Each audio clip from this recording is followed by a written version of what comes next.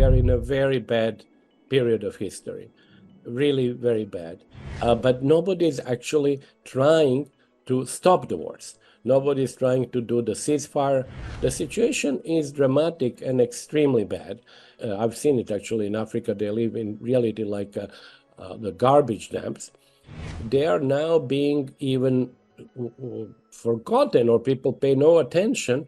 One is this commodification or commercialization of all activities. Secondly is heavy concentration of wealth, because capitalism is a very very dynamic and very competitive system, and very often countries fight for markets or for power. The danger that it would become that it would lead to wars, that it would lead to unsustainable climate change, that it would lead to huge migration flows. That's the danger. So I'm not entirely convinced that we have become mature enough to handle that. بسم الله الرحمن الرحيم. السلام عليكم ورحمة الله وبركاته. نرحب بكم في سلسلة حوارات فكرية ومعرفية على قناة حيرة.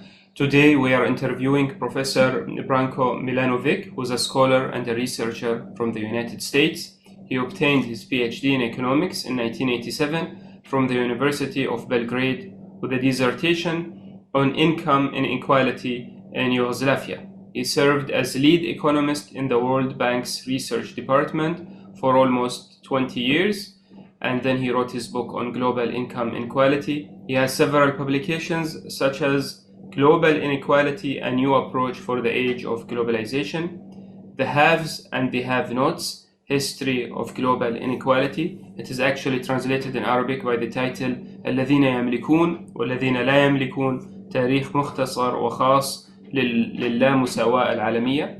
Another book is Capitalism Alone, The Future of the System That Rules the World, and his latest book, Visions of Inequality, From the French Revolution to the End of the Cold War. So thank you, Professor, for being with us. Well, thank you very much for inviting me. It's a pleasure. So in the beginning, tell us a summary about yourself and your academic dedication to equality or inequality studies, and why you are anti-capitalism, anti-globalization. We'd like to delve more in your intellectual project and in the books that you're writing in. So you're writing on, so these different books. There is a main focal point that connects all these books and efforts that you're working. So thank you for having me. And you put quite a few questions, so I'm going to break them into individual questions. You asked me about my career and what actually led me to study income inequality. That was a combination of two things. First, I was interested very much in social issues. And actually, Marxism had a role when I was young. And actually, I was reading Marx quite a lot and became interested in social issues and class issues. And on the other hand, I was also reasonably good in mathematics, and I studied statistics. So when the first time I saw the application of the distributions, when you do statistics, you do lots of distributions, but you don't see the application to the real world. First time when I saw the application was actually the distribution of income and wealth. So that enabled me to combine two interests, as I said before. One is interest in social issues, and another is interest in empirics or data. And that really happened many years ago. And since then, of course, I've continued, as you said, working on that. I was also for many years, 20 plus years, in the World Bank in the research department. And that was the unit which is very special in the sense that it was the place where lots of household surveys from around the world would be collected. And that was at that time probably the only place in the world that you could actually have a view about the global income distribution. And as you mentioned before, one of my earlier books was called Global Inequality, and that actually dealt with the global income distribution. Finally, let me say about capitalism and globalization. I'm actually not against either of the two.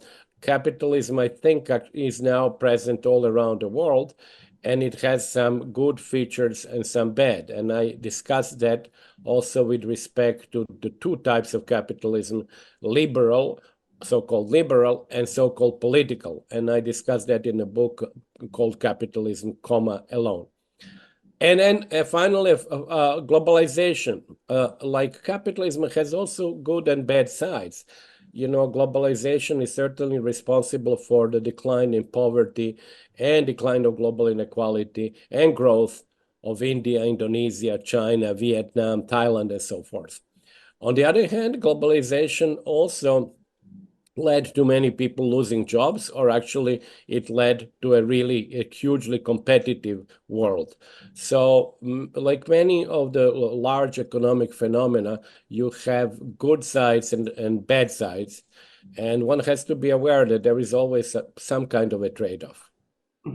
What's the relation of your studies with your ethical or spiritual or religious side? So do you have an ethical or virtuous approach towards these studies when you talk about equality and inequality and such stuff?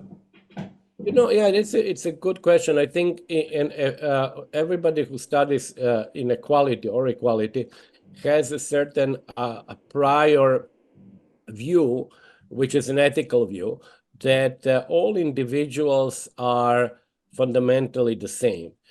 It does not mean that we are the same in the sense that we should all have the same income, because we differ. You know, we differ by knowledge, effort, intelligence. I mean, we differ even if you look at the pure physical features. Some people are tall, some are short, some are big, some are small. But that does not detract from the fact that all individuals are fundamentally, in the terms of their humanity, are the same. And if you have that view, then obviously any types of discrimination or treatment of people differently is something that you are against.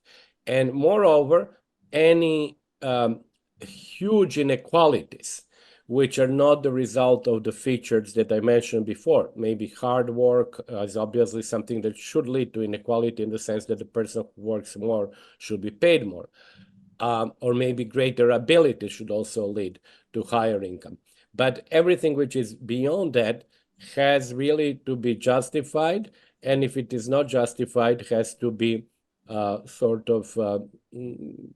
considered not acceptable. So to answer your question really in a very brief way, I would say that every work on inequality has to have some underlying ethical principle. And I think that ethical principle is fundamental equality or sameness of people. Do you believe that the more the societies were religious or ethical, the more that they will ask or work for their societies to be more just and more equal, or it's not related? Well, you know, it is a difficult question. It's more philosophical. I think that certainly public ethic or moral, and I would put religion probably there too, would on balance help. So if there is some generally shared morality and acceptance of certain ethical principles, that would certainly help society reduce inequality, or actually have inequality which exists become acceptable. So a totally amoral world would be a very unstable world. I mentioned in chapter 5 of Capitalism Alone that many features of capitalism are almost by definition amoral. And when I say amoral, I mean thereby not what is called immoral. Immoral would be really bad, but amoral is essentially indifference between what is right and wrong, so long as legal principles are observed. But I think it is not sufficient. You know, you can be legally fine, but you might ethically have done certain things which are not acceptable. So I think it's important to make a difference between the ethics and simply legally, if somebody is legally guilty or not. So, in the beginning, let me ask you, what are the immoral or bad or negative dimensions of globalization and capitalism that maybe people and societies are not familiar with? Or I did study in one chapter of Capitalism Alone, the new capitalism in the following sense. I mean, to go to your question directly, what are the features? I think it is what you can call a general commercialization, or what is also called commodification of activities. In other words, a number of activities which in the past were taken or undertaken out of family relations or friendship or just being nice, have now become commodified in the sense they have joined the market. And I'll give you very simple examples. When you have, for example, Airbnb, where you rent out your apartment or house, that didn't exist like 10 years ago. It's simply that your house was a place where either you would invite people or not invite people. And if you invited people, you're not going to charge them money, right? But once the house becomes a good which is actually on the market, even if you don't charge, and even if you don't use the house, the rental has a certain shadow price. So you actually start thinking in those terms. And maybe down the road, one day, you would actually rent your house, although you didn't plan to do that. The same is true for many activities which have to do, for example, with cooking, with cleaning, with taking care of the elderly, with taking care of your dogs or cats or whatever. All of that used to be done without compensation. So in other words, it was done, again, because of friendship or family. But if these activities, and they have become really now part of the market, that means that there is fewer and fewer activities where we can rely on other person's goodwill. And that means that ultimately, that's what I said in Capitalism Alone, ultimately society would be composed really of solitary individuals. And we see that empirically in rich countries like in Scandinavian countries, you have household size, or average household size is 1.2, which means like most people live alone. And then you see in countries in Africa, 9 people living together. That was the average household size. So that would be, in my opinion, where commodification is bad. It might, if we can buy everything, we really then eventually end up just by living alone, and we buy all the goods and all the services that we need on the market.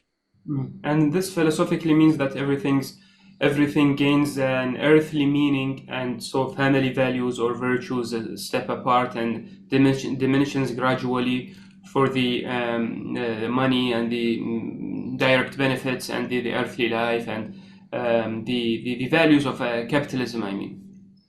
Yeah, I agree with that. It's actually what I said. It was really the negative side of capitalism and I think we see it now more because as capitalism develops, it has to invent or create new forms, new markets.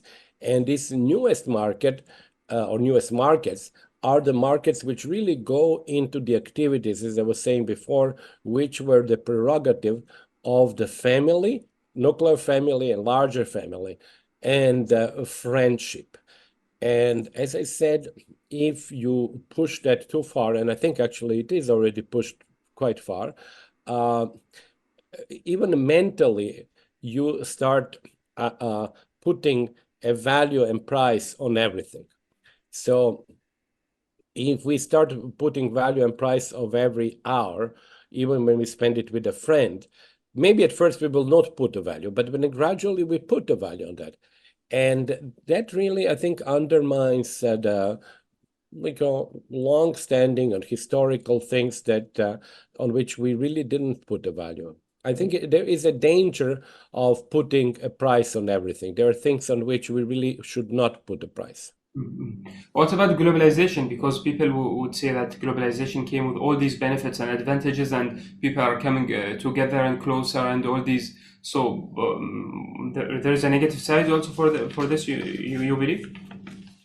Well, that of course is very also interesting issue because again, at some abstract level, globalization is good because of course it brings people together. Actually, it is thanks to globalization, for example, that you and I can speak now, because of course we could not do that before at such a distance.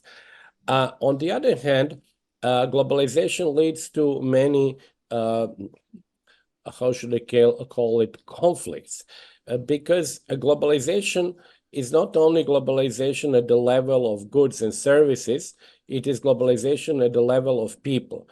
People want to move. They want to move to different countries because they can live better in richer countries. And many of them are moving, as you know. But that creates problems. I think Europe is a very good example, where Europe cannot absorb migrants anymore. And you have, of course, then the rise of anti-immigrant parties. And the gaps between Europe and Africa, which are really extremely high now in terms of average income, are not sustainable if you can you can either have these large gaps and then you have to put fortress Europe, or you have to have people moving. And when people move, as I just said, it does create conflicts. So, that's another problem, that we are not able to manage globalization well, and that oftentimes that ideal of people sort of getting together and exchanging opinions, it actually becomes the opposite of it. It actually creates conflicts. I'll now ask you, Professor, about the main area of your focus, which is on inequality. And I wanted to start about the history of inequality and how it did exist in the human history. But I'll ask you a current question. So until when we will be facing people who are dying daily because of searching about food, and all these African countries or other countries, and the millions of people who are living in the middle of poverty and are searching even for the least things like water and shelter and other stuff. So, and even in the developed countries, we see that the rich people are getting richer, poor people are getting poorer, and the classes are even, the gap between classes are increasing. So are we in one of the worst eras of history, actually, or no? Yeah, well, I actually, I have to agree with many of the things that you said, because I think particularly now we are in a very bad period of history, really very bad.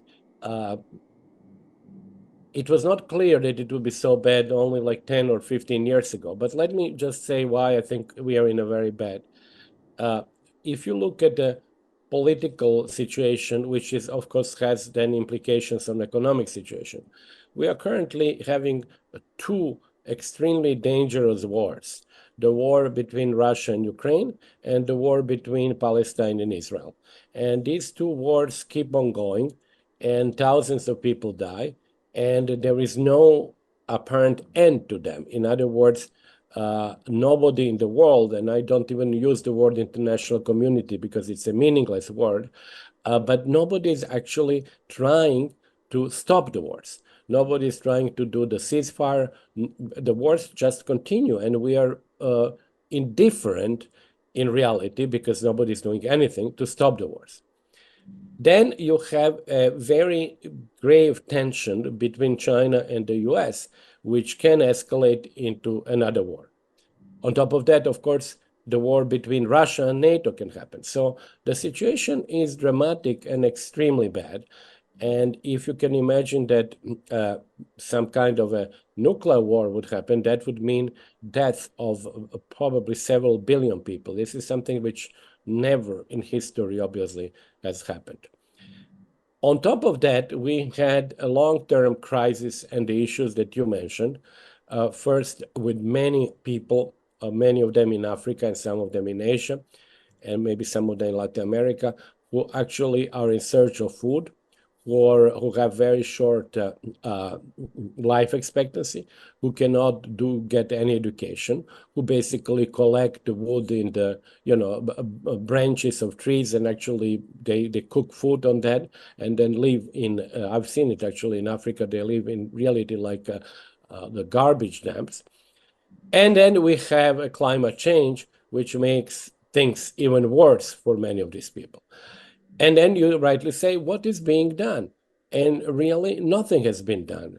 There is, whatever happens is that if there's some improvement, it is thanks to economic growth and, some improvements in more people having access to education and so forth. But in reality, these improvements are really slow. And secondly, they are now being even forgotten, or people pay no attention because of these political issues. So the bottom line, I think, is that we are probably in one of the, I cannot say the worst period of history, but certainly a very bad period, and particularly bad because we are now globalized, and in the past, conflicts were local, and maybe people elsewhere would not even hear about the conflict. But nowadays, we have the wars that we all know about, and nothing is being really done to stop them. So, Professor, let us go back to history, and we want to understand from you, so how inequality existed from the moment that human beings existed on Earth. So what's the link between both? I did not study, prehistorical societies, but I have read works of people who have studied societies which are prehistorical, which means really small groups of people.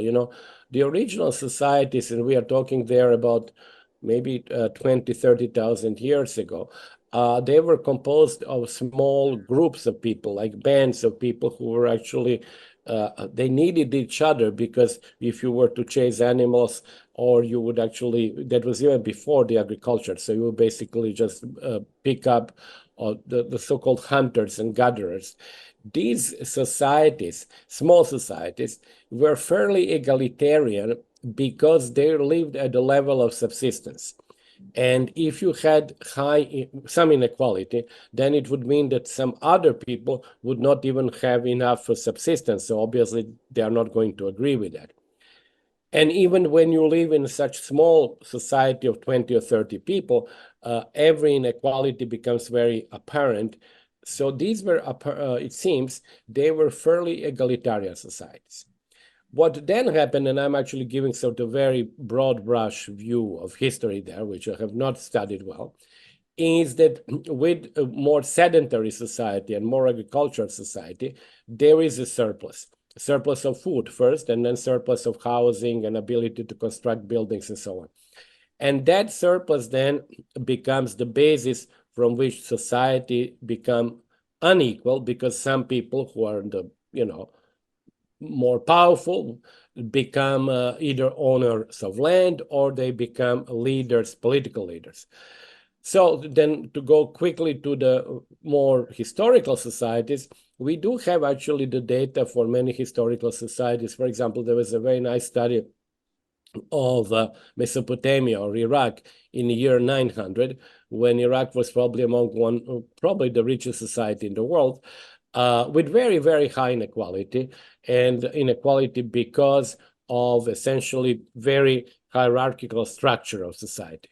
Or we have studies of the Roman Empire, which is around 2,000 years ago, also very high inequality because of land holding and also bureaucratic power.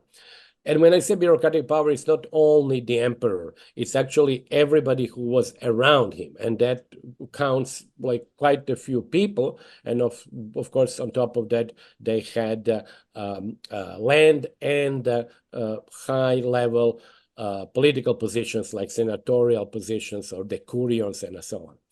And I will stop then, actually. But for example, similarly, the Byzantium in the year 1000 was a society with very high inequality. Or very recently, there was a paper on the Aztec Empire. So what I want to say essentially is that we have charted evolution, if you take over, as I said, 20,000 years, from very egalitarian societies, which are small, and the number of people in the world was very small, to very inegalitarian societies under the hierarchical conditions. And then in the last 2 centuries, we have had a decline of inequality, broadly speaking, in many countries. But then in the last 30 years, we have had an increase in many countries, including China, India, the United States, UK, and so on. Mm-hmm. So it is a complex picture when you look at it. If we talk about the modern era, so when comparing between pre-modern societies and then the capitalist system, So why the capitalist system is linked with inequality, and compared with pre-modern societies, can we say that equality was existing more there, and because of the capitalist system that is controlling all the world, now we are living these classes and the very large gaps in income?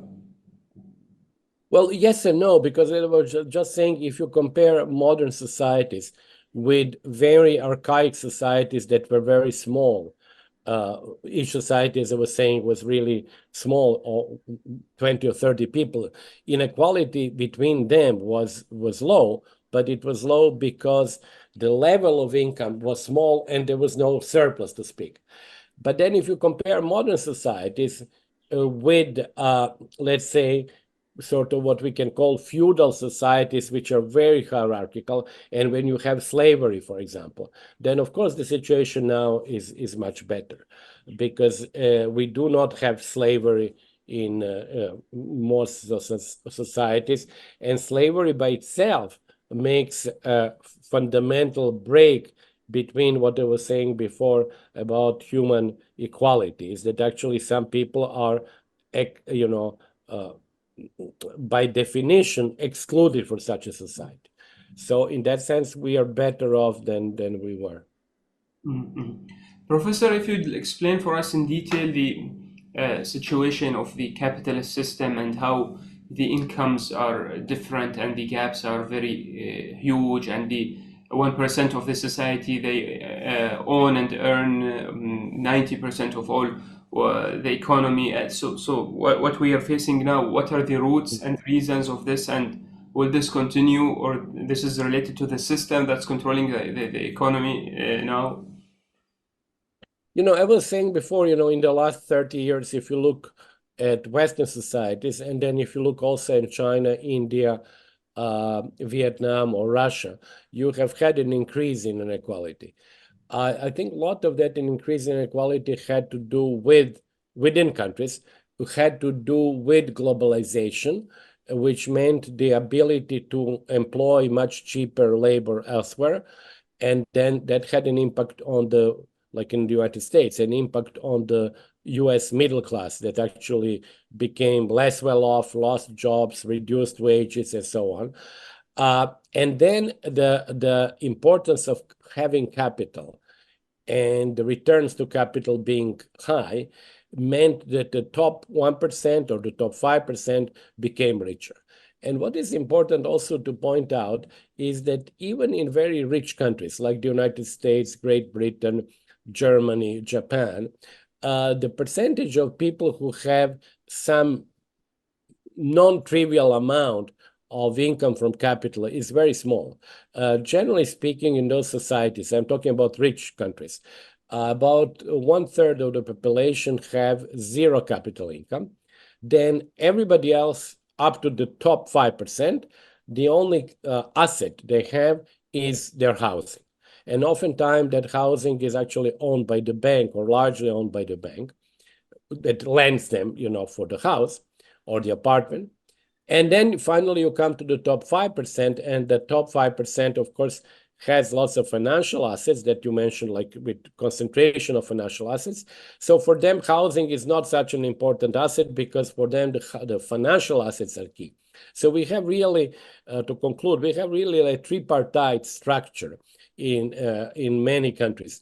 A large bulk of the population with zero capital incomes, then a large group where only housing is something that they have, which is really considered like capital.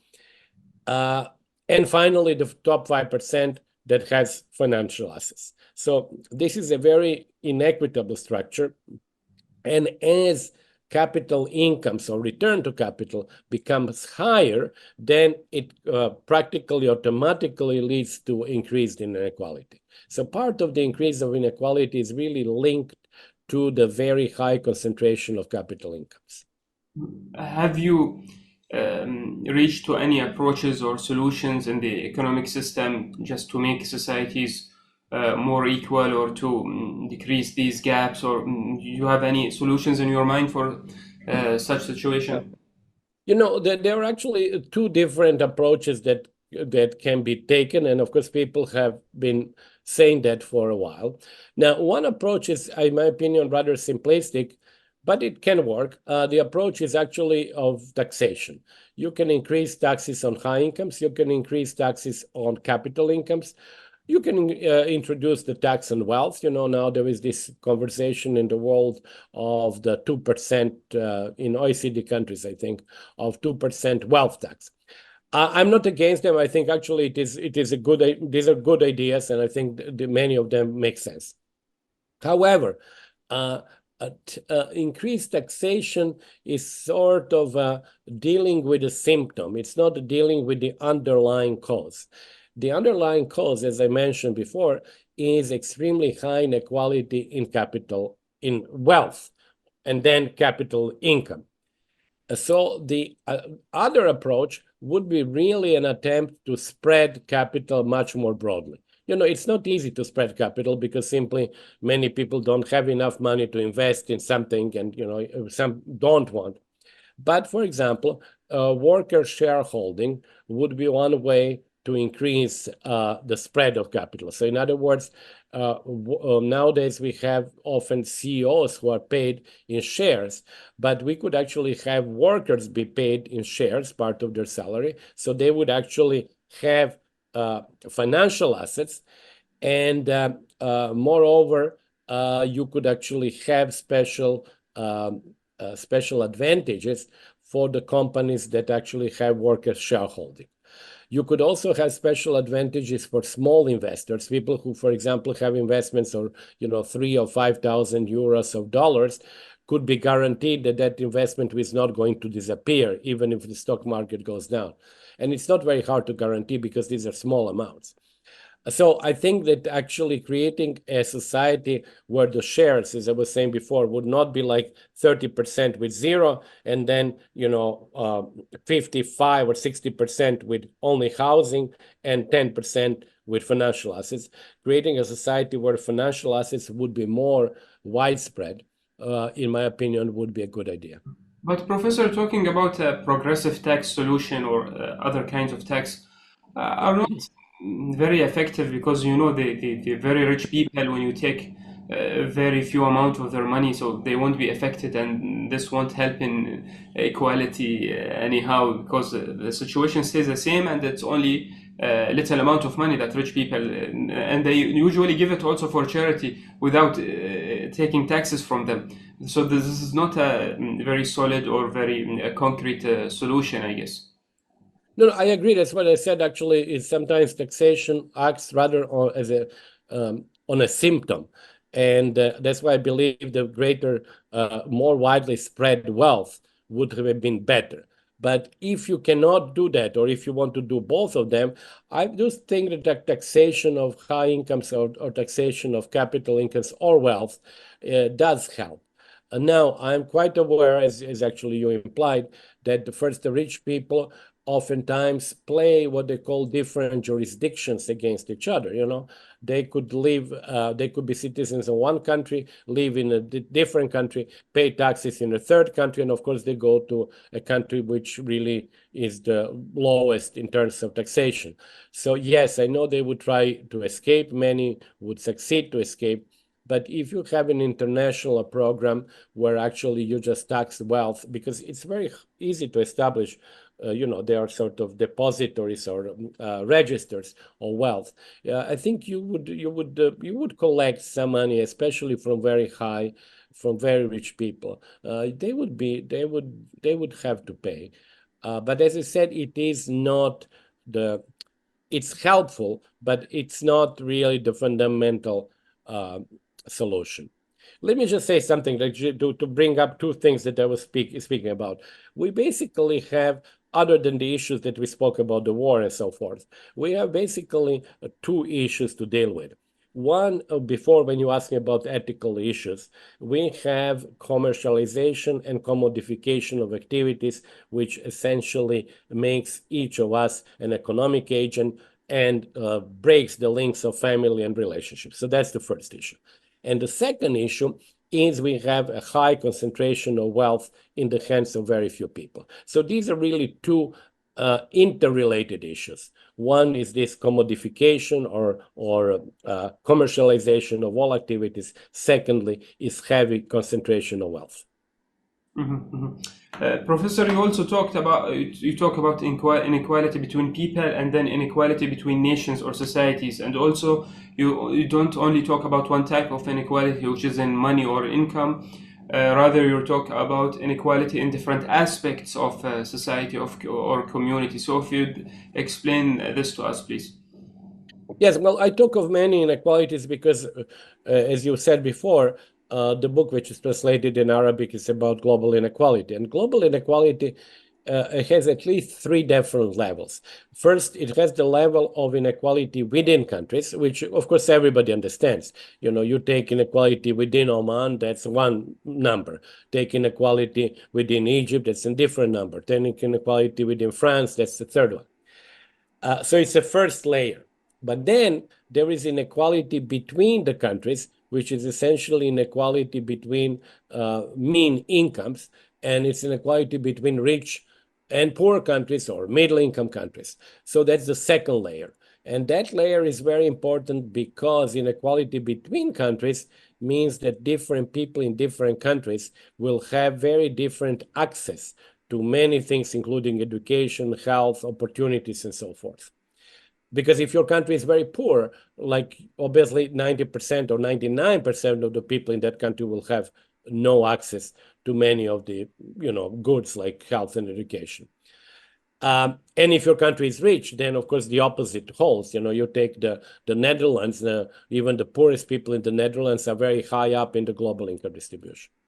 And the third layer is when you put these two other layers together, when you put inequality between countries and inequality within countries together, and then you have inequality between all citizens in the world, technically, where I measure the income in local currency and then convert that into what is called PPP dollars, which in principle have the same purchasing power all over the world. What I mean by that is essentially you have to adjust for the fact that some countries, poor countries like India, for example, have a price level which is much below the price level of Norway. And then you obviously have to adjust incomes in India by boosting them to show that with $1 you can buy more food in India than you can in Japan or Norway.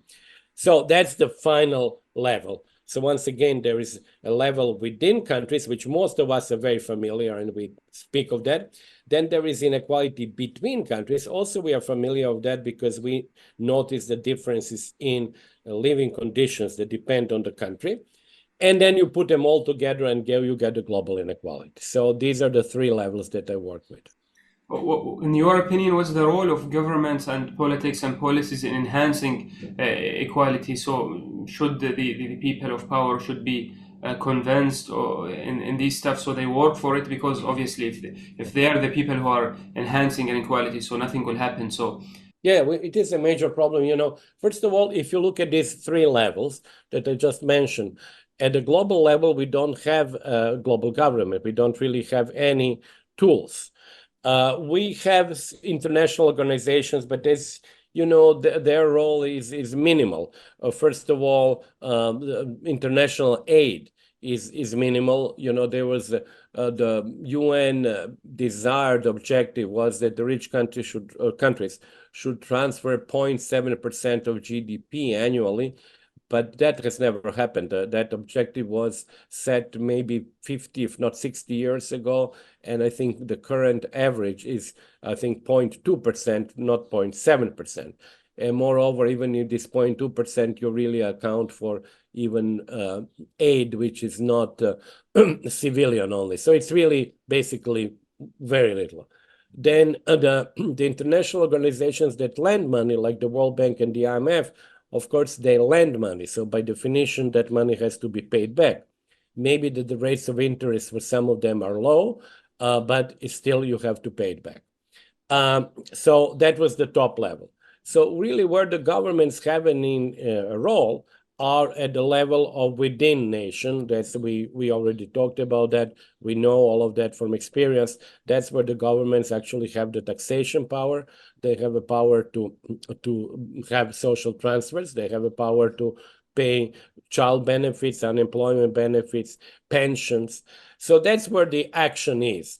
And then if you look at that middle level, which was between the countries, that's where the issues of immigration and absorption sort of kick in. So to go back to the three levels, the within national level is really where you have government. And that's where you have all these policies that we talked before, including taxation of inheritance or wealth and so on. Then between, you really have essentially only ways of dealing with migration and not much more than that. And it's actually at the global level that you have aid and international lending. So again, it is something, but not much, and much more can be done. And finally, many countries, actually large countries, are now fighting for influence there. That was behind Chinese Belt and Road Initiative. But all of this, if you look at that, is really a drop, small amounts compared to the needs. Talking about a model, so within the countries that are existing currently, can you recall an experience which is closer to equality compared to all the other experiences in the East or West? Which country could be considered a model to a certain extent? Yeah, that's a good question. It's kind of tricky, In the past, it used to be said, of course, that Scandinavian countries are very egalitarian, which is still true. But people don't know, for example, that Sweden has really had a significant increase in inequality in the last 15 years, which doesn't mean that Sweden is a very unequal country, but it's much more unequal than it used to be, when I was young and, many years ago. So still, the small countries in Northern Europe or in Central Europe have relatively low inequality. But then the question becomes, is this an example for the rest of the world? And the answer there is yes and no. It is yes, because they are fairly equal and they have large taxation and large transfers, and you could actually see that you could possibly learn something from them. On the other hand, these countries are also, or at least they used to be, very homogeneous in terms of population, terms of education, and countries that are not homogeneous actually cannot replicate that.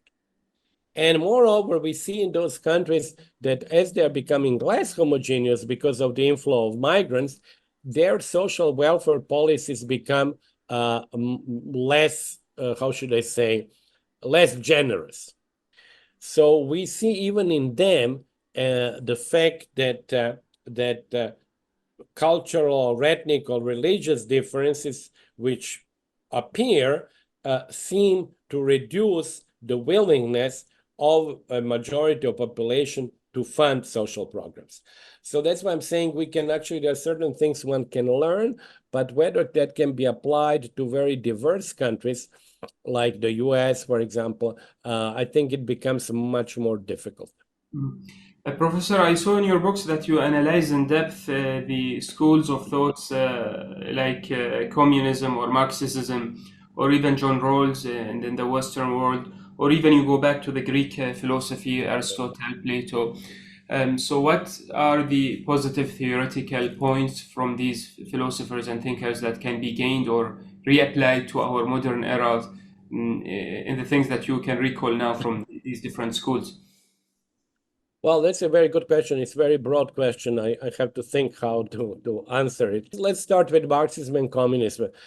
First with communism. Communism has, it's very clear what it tried to do. It's nationalization of the means of production and centralized planning. Now, these two things did not really work well. First, nationalization of the means of production meant, of course, that people did not have an incentive to work hard or to invest or to improve.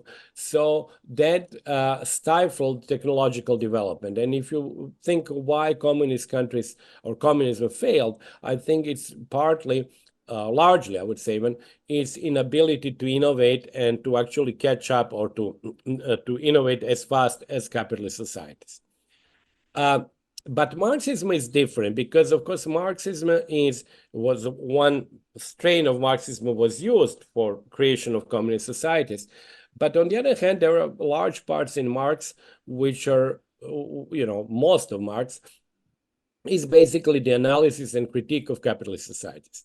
And as we have become more capitalist now than we used to be, actually Marxist critique, I think, is becoming more relevant simply because it was, he was able to see some features of capitalism, like I mentioned, inequality or maybe commercialization at an early stage. And we now are at a more advanced stage.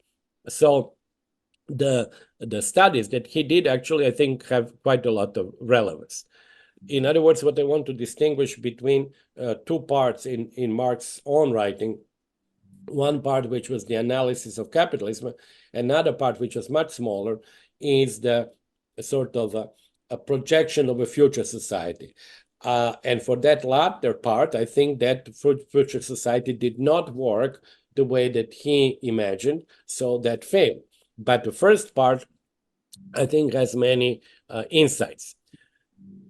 Now, for Rawls, of course, he's much more contemporary, and I think there are lots of things there that are very relevant, excuse me, including, especially what I said in the very beginning of our conversation, the fact that Rawls says that every departure from inequality has to be justified in the sense that it is good for people who are poor. In other words, what his famous difference principle, I think it's a very important one. It says the a priori position is position of equality. Now, for the reasons that we mentioned before, people are not exactly the same and so on. Yes, there will be some inequality, but that inequality has to be justified by saying that this level of inequality would make the absolute position of the poor better.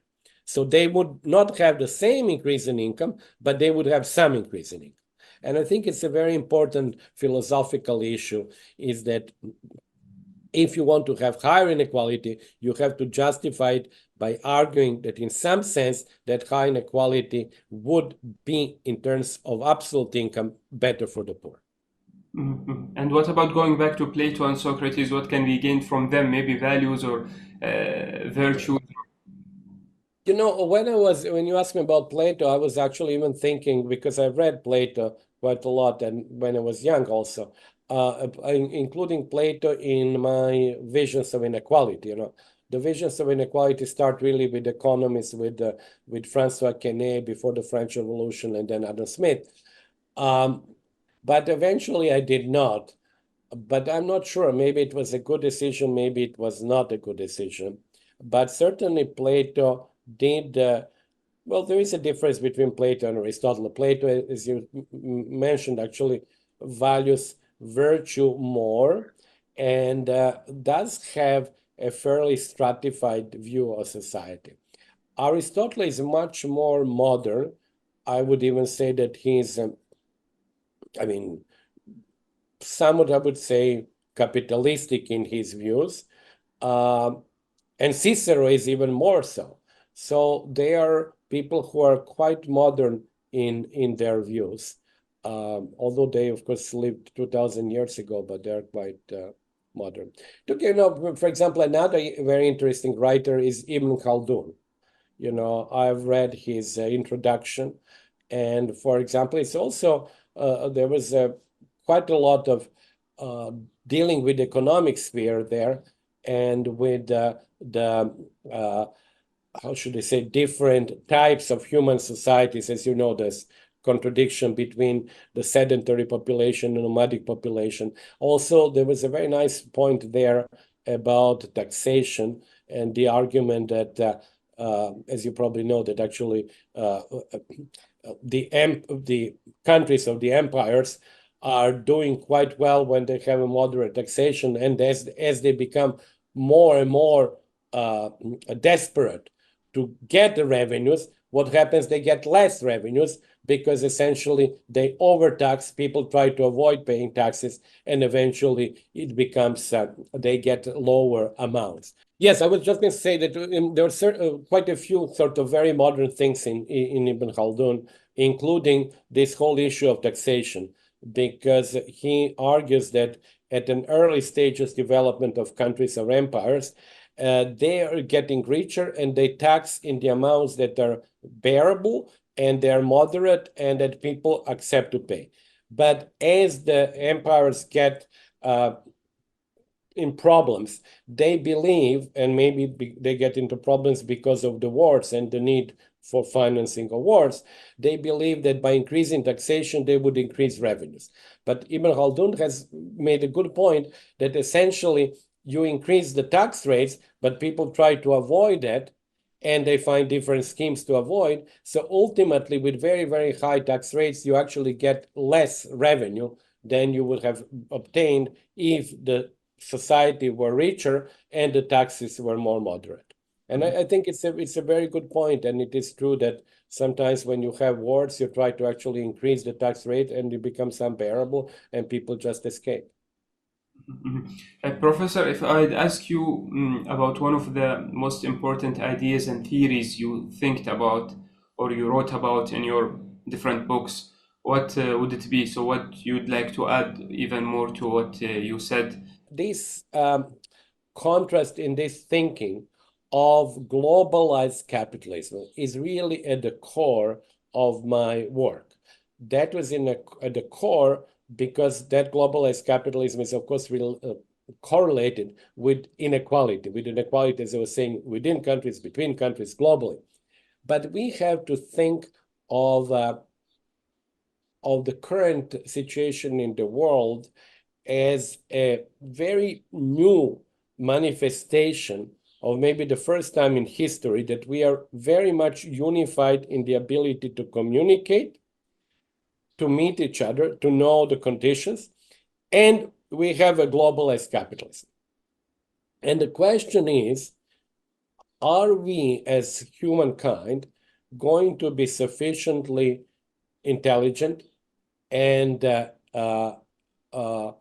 sort of maybe intelligent in self-preservation that it would not lead to additional conflict? Because capitalism is a very dynamic and very competitive system. And very often countries fight for markets or for power. And that's understandable. But the question is actually the danger that it would become, that it would lead to wars, that it would lead to unsustainable climate change, that it would lead to huge migration flows. That's the danger. So I'm not entirely convinced that we have become mature enough to handle that. You know, when we were divided in parts of the world which did not communicate much, we could have instability in one part of the world. For example, we could have instability, let's suppose, in the Middle East, but people who lived in the Aztec Empire, they had no idea about that. Or people who lived in Indonesia, they had no idea. But now we are unified, and then instability in one part of the world can easily spread to the rest of the world. So the main idea is actually how to manage globalized capitalism. That's what I would put as the key idea. It is the first time in history, first, that we are so globalized, and secondly, that we have a global system. And that system is not, it's a system which is very competitive, where people and countries kind of fight against each other, but not necessarily in a fight economically. The danger is that that fight becomes then military, or that fight leads to a total destruction of the environment. Are we heading to a totally new system in economics and politics and the philosophical view about world, or it's too early to think about such a thing, or no, Yeah, there will be, I think, important shifts. I think there will be important shifts on two levels. First of all, because we have not really thought very well about global issues, because we never had to, you know. We basically have what is called methodological nationalism. We study countries, but we really have not studied global issues. Now that is changing, and of course I talk today about global inequality, we talk about global climate change, so it is changing, but I think it will continue. We will have really to actually have theories which will be global by their very definition, not national. And secondly, that's one issue that I don't know much about, but that's the introduction of artificial intelligence. That also would change. In some sense, artificial intelligence is like a machine, yet it is a little bit more than a simple machine because it would be able to replicate maybe our own way of functioning, of thinking. Because when you do a machine, you simply decide what the machine should do. But artificial intelligence can go beyond that, in the sense that it can actually do not only what you told artificial intelligence to do, but it can itself logically, like we can do, create new tasks and new algorithms and new solutions. So in that sense, I think it is a new phenomenon that whose outcomes I think we cannot predict.